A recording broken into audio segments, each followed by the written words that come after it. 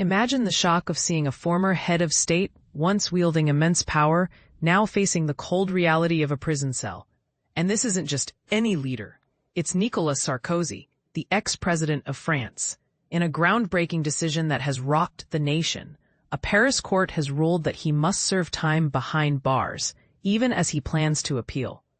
But here's where it gets controversial. Is this a fair verdict based on solid evidence, or a politically charged attack on a man who still holds sway in French politics? Let's dive into the details and unpack what this means for democracy, justice, and the legacy of one of France's most polarizing figures. On a tense Thursday, a French court delivered a historic sentence: 5 years in prison for Nicolas Sarkozy, the 70-year-old former president, convicted of criminal conspiracy. To put it simply, for those new to legal jargon, criminal conspiracy means plotting with others to commit a crime, even if the full act isn't carried out. In this case, the court determined that Sarkozy was involved in a scheme from 2005 to 2007 to illegally fund his successful 2007 presidential campaign using money from Libya. This marks a first in modern French history. No other ex-president has been ordered to serve actual prison time.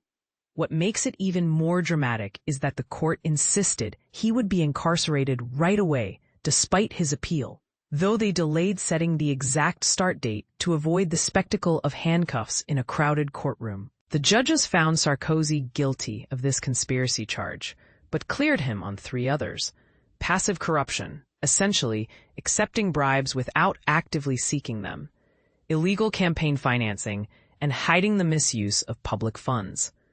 They painted his actions as exceptionally serious, arguing that his efforts to secure Libyan funds in exchange for diplomatic favors could erode public trust in institutions. The aim of this conspiracy was to give you an unfair edge in the election, the court stated bluntly.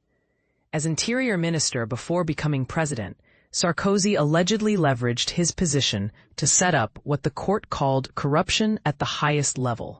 For beginners wondering about the stakes, think of it like this. Campaign financing rules exist to keep elections fair and prevent foreign influences from tilting the scales, much like how strict rules in sports prevent cheating to ensure a level playing field. Sarkozy, standing beside his wife, the famous singer and model Carla Bruni Sarkozy, reacted with defiance. "If they insist I spend nights in jail, I'll do it proudly. I'm innocent, and this is an outrageous injustice." And this is the part most people miss. The court couldn't prove that Libyan money actually flowed into his campaign.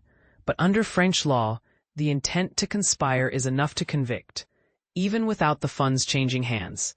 It's a reminder that justice can hinge on plans and attempts, not just completed actions.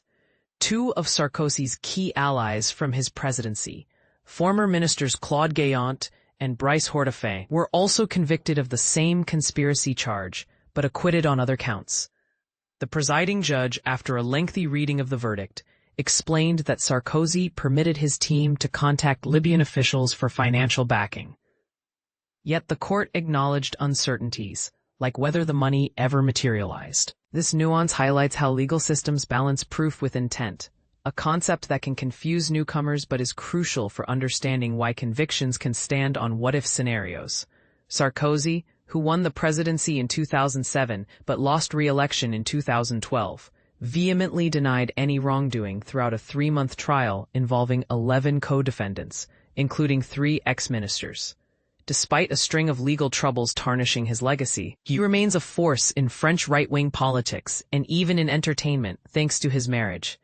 The saga began in 2011, when Libyan media and the late dictator Moammar Gadhafi claimed Libya had secretly pumped millions into Sarkozy's campaign. A year later, investigative outlet Mediapart revealed what they said was a Libyan intelligence memo detailing a €50 million deal. Sarkozy called it a fake and sued for defamation. Interestingly, the court now deems it highly probable that the document is indeed forged, a twist that fuels debates about evidence reliability. Investigations delved into trips to Libya by Sarkozy's inner circle during his time as interior minister from 2005 to 2007, including his chief of staff. In 2016, businessman Ziad Taqiyuddin told Mediapart he delivered cash-filled suitcases from Tripoli to the French Interior Ministry under Sarkozy's watch, but he later recanted.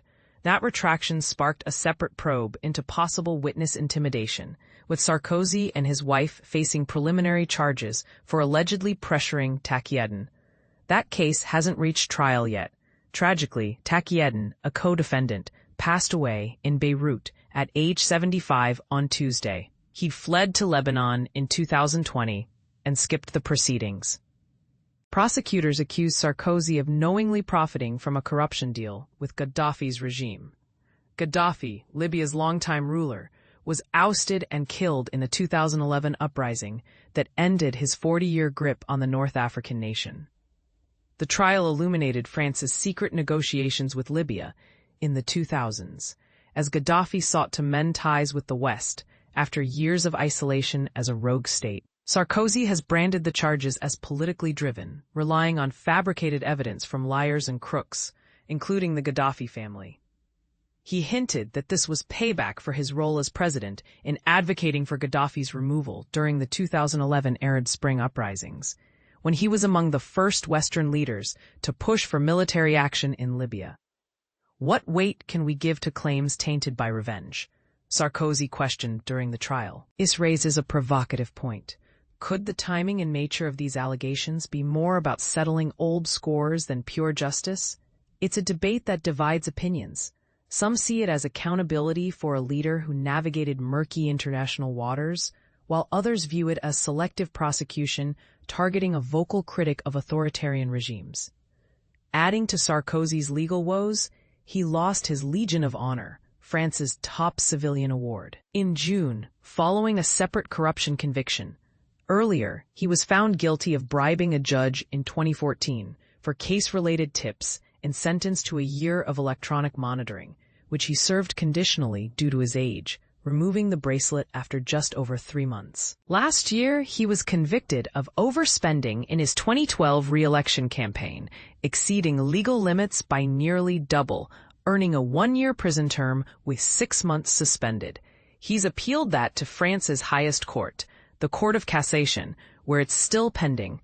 Sarkozy maintains his innocence across the board. As we wrap this up, consider the broader implications. Does convicting a former president strengthen democratic institutions? Or does it risk politicizing justice? Is Sarkozy's portrayal as a victim of vengeance fair, or is this a necessary reckoning for alleged abuses of power? What do you think? Was the court's decision a triumph of the rule of law, or a controversial overreach?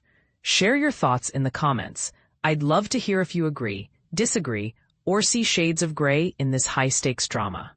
After all, cases like this aren't just about one man. They're about the health of a nation's trust in its leaders.